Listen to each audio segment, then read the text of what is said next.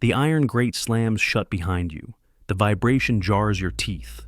Above, the arena's roar is a physical weight, tasting of dust, sweat, and iron. You are in Rome, circa 80 AD, and you are about to learn what gladiators did to captive women. A fate considered worse than death. A guard shoves you hard. You stumble on the damp stone. The torchlight is oily, casting shadows that writhe on the walls. You are not being marched onto the sand. You are being herded beneath it.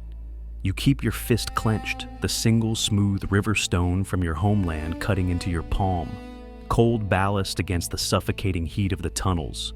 You and the other Dacian survivors are not being led to the arena. You are being processed for the Ludus, the gladiators' barracks. Why were you spared the noonday executions? Only to be delivered to the men who worship the blade? What life awaits in this lightless world that could be worse than a public end? The arena promised a quick death. These tunnels offer none. We are venturing into a darkness others are afraid to see. Subscribe to walk this path with us. Hit the bell. Let it be your signal when we unseal the next forbidden chapter. And now, back to the story. The sound of the arena crowd fades, replaced by a new rhythm. The thud of a wooden rudis striking a post, the scrape of a grindstone on steel, the guttural shouts of trainers.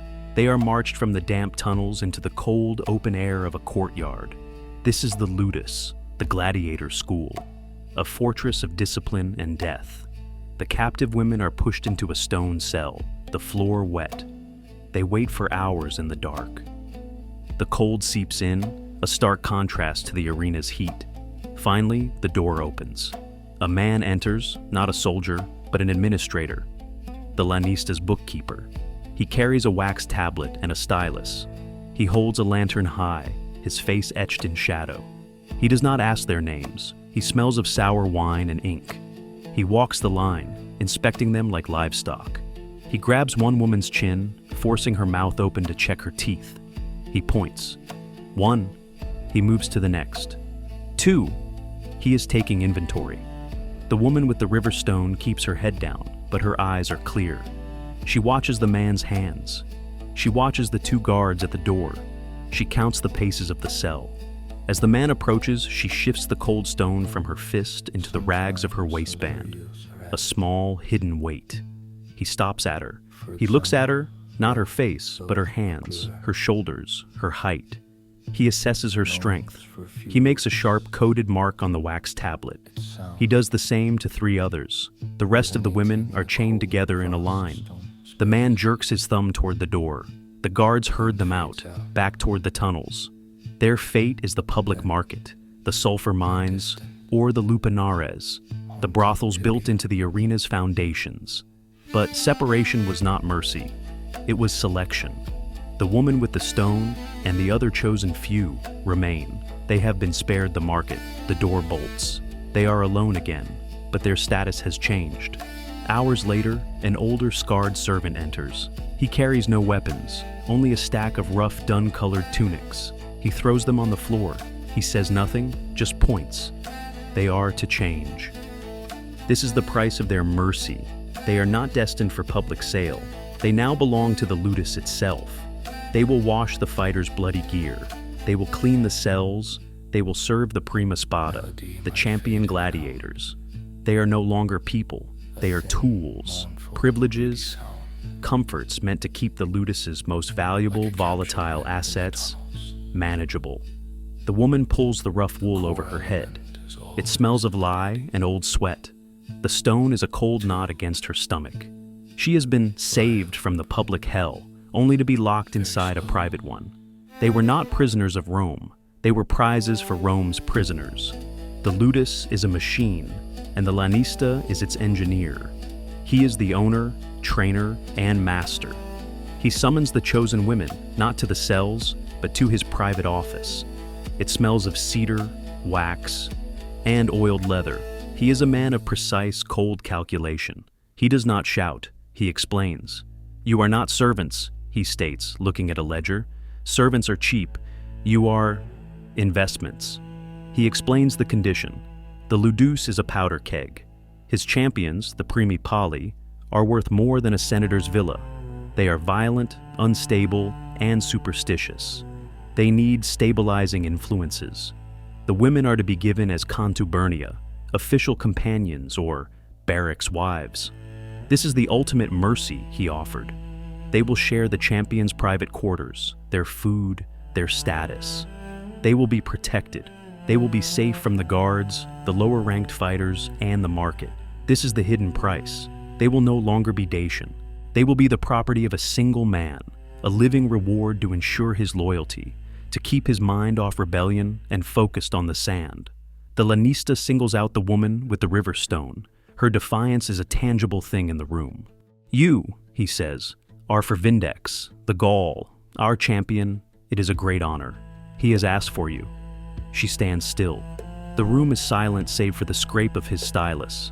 She looks past the Lanista, at the wall, at the map of the empire. Her home is a smear of ink in the corner. She speaks. Her voice is a dry rasp. I serve no one. The Lanista does not get angry. He leans back. Serve? No, you will belong, or you will be forgotten. The escalation begins. It is not violent. It is administrative. She is not beaten. She is moved. The other women, heads bowed, accept the tunics, the oils, the braids. They are led to the champion's wing. The Dacian woman is taken to the cella austeari, the gatekeeper's box. It is a stone niche carved into the main entrance of the Ludus. It is not a dungeon cell. It is a display case, the soft pressure, deprivation. She is given water and just enough stale bread to survive. The gate is a constant thunder of iron and wood. Guards march past. Fighters, slick with sweat and blood from practice, stream by, ignoring her. She is in the center of the world, yet utterly alone. They intended this to break her, to force her to see the comforts the other women now have, the warm food, the clean rooms, the protection of their masters. She is visible to all, yet seen by none. The deprivation hardens. The bread becomes less frequent. The nights are ice. The Lanista intended the solitude and the public shame to erode her will. He miscalculated. He did not understand her. The cell was stone. Her homeland was stone. The hunger was a fast. Her people fasted. The silence was a vow. The Lanista thought he was locking her in a prison. Instead, he had given her a temple. The cold, smooth river stone in her hand is her only scripture. The isolation that was meant to be her punishment becomes her armor. She is no longer just a captive. She is a witness. The why was now clear. The women were not just bodies. They were psychological tools, human shields against the gladiator's own rage. The price of their mercy was their soul. But the price of refusal was not death. It was erasure. The champion Vindex walks past her cell every day. He stops. He watches her through the bars. She watches him back. She has refused the master, but what happens when the monster decides he will not be refused? The Gaul, Vindex, stops at her cell. He does this every evening, a massive scarred silhouette against the torchlight. The guards stay clear. He is the Ludus's greatest asset. One night, he does not just look. He speaks to the Gatekeeper. A key grinds in the lock. She stands. The stone is a cold weight in her hand. This is it. The end. He does not lead her to his quarters. He doesn't touch her. He gestures with his head, a silent command. Walk. He leads her away from the polished champion's wing, past the roaring forge of the armory. He takes her deep into the foundations of the Ludus, to a subterranean storage cellar. It smells of damp earth, old wine, and mold. It is lit by a single guttering oil lamp.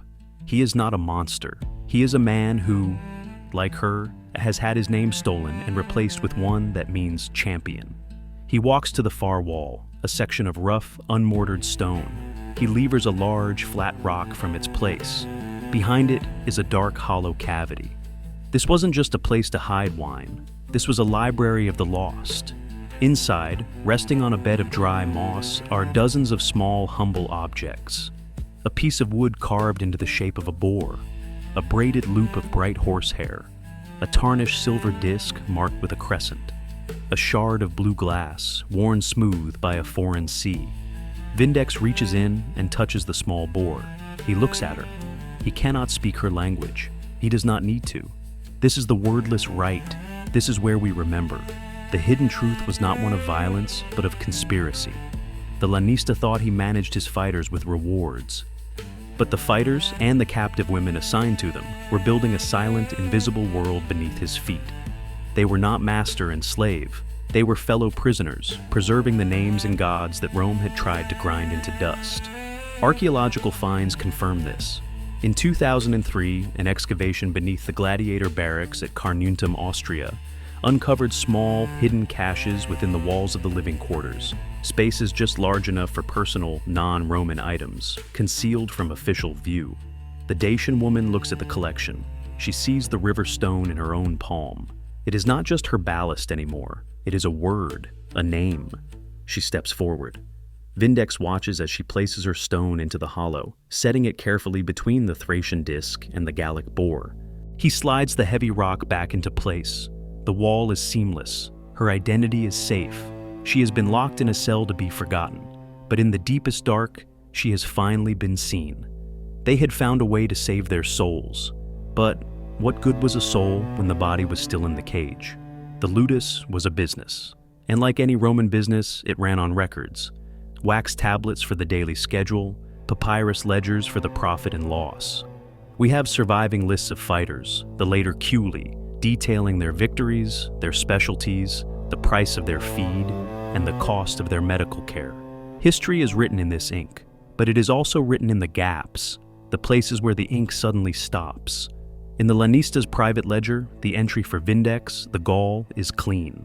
A string of victories noted in precise red ink. Then, nothing.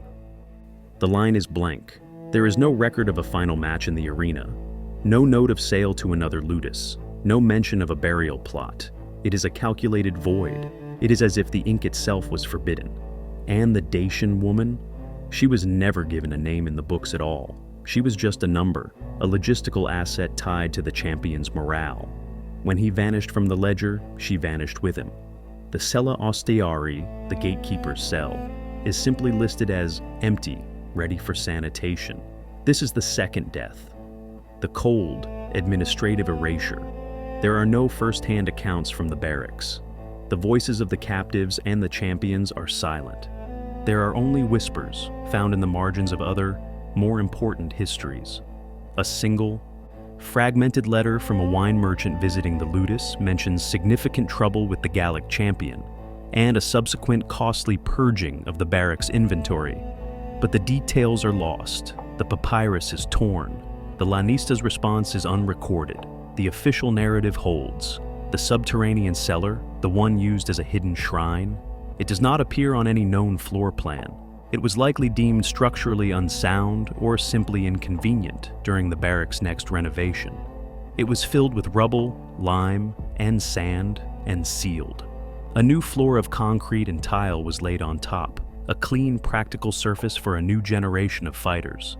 Buried beneath it, the carved boar, the Thracian disc, and the river stone were entombed, the great slams shut, not of iron, but of time. It seals them beneath the new foundations of the empire, under layers of pavement and progress. The roar of the arena crowd is long gone, replaced now by the dry whisper of wind moving through the ruins. The great Colosseum stands, a testament to the victors. The Ludus is forgotten dust, but the stones remain. The small, smooth river stone is still there, in the absolute dark, waiting. A cold, hard ballast against the crushing, final weight of silence. Subscribe, hit the bell, and like. How long must a stone wait in the dark to be seen again?